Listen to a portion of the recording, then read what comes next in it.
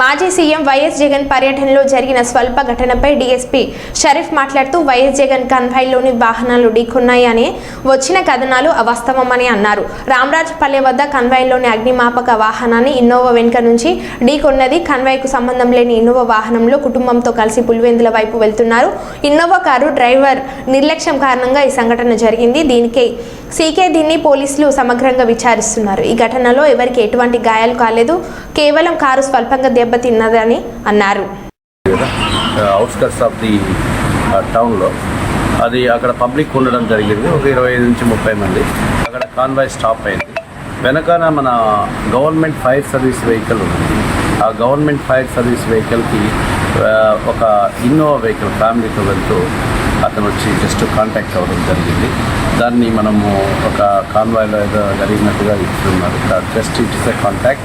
అది government fire service vehicle కాబట్టి అతను నెగ్లిజెంట్గా వచ్చి దాన్ని కాంటాక్ట్ అయ్యారు కాబట్టి మనం దానిపైన విచారిస్తున్నాం. అటువంటి ఏం లేదు, కేసు ప్రతిష్ట. అంటే వెనకాల వెహికల్ ఎవరైనా గుర్తించారా సార్?